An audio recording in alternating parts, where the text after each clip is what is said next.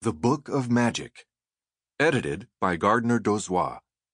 Read for you by Mark Deakins, Elliot Hill, Carissa Vacker, Sheila Birmingham, Maxwell Caulfield, Susan Denaker, Scott Brick, Bruce Mann, Holly Palance, Nicholas Guy Smith, Steve West, Tanya Cornelisi, Stephen Mendel, Al-Marie Guerra, John Lee, Kimberly Farr, Kristen Ariza, and Lincoln Hoppe. Introduction by Gardner Dozois. Sorcerer, witch, shaman, wizard, seer, root woman, conjure man.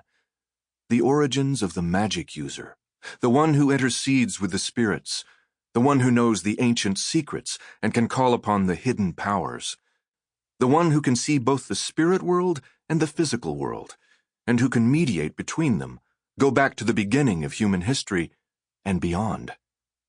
Fascinating traces of ritual magic have been unearthed at various Neanderthal sites.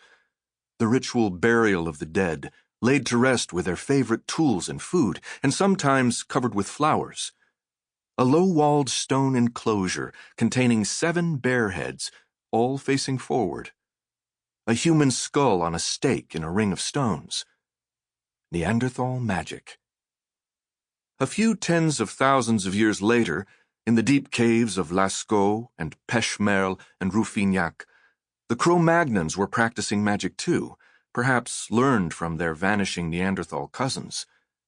Deep in the darkest hidden depths of the caves at La Moute and Les Combarelles and Altamira, in the most remote and isolate galleries, the Cro-Magnons filled wall after wall with vivid, emblematic paintings of Ice Age animals. There's little doubt that these cave paintings, and their associational phenomena, realistic clay sculptures of bison, carved ivory horses, the enigmatic Venus figurines, and the abstract and interlacing paint-outlined human handprints known as macaronis, were magic, designed to be used in sorcerous rites, although how they were meant to be employed may remain forever unknown. These ancient walls also give us what may be the very first representation of a wizard in human history, a hulking, shaggy, mysterious, deer-headed figure watching over the bright, flat, painted animals as they caper across the stone. So magic predates art. In fact, art may have been invented as a tool to express magic, to give magic a practical means of execution, to make it work.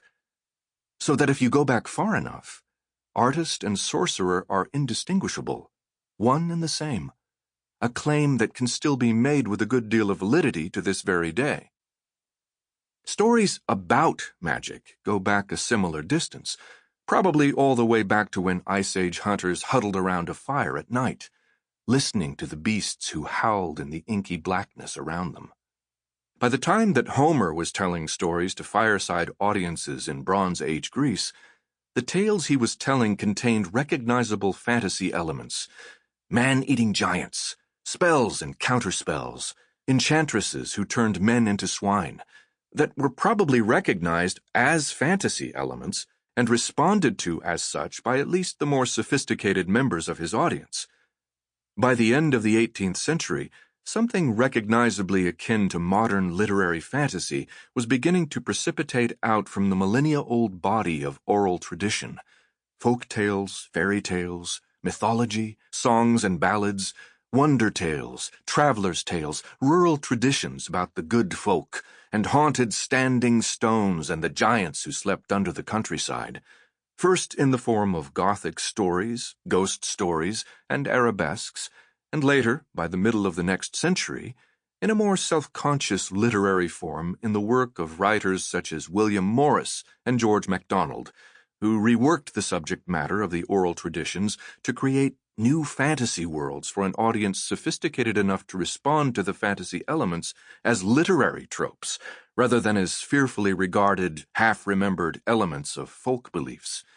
People who were more likely to be entertained by the idea of putting a saucer of milk out for the fairies than to actually do such a thing.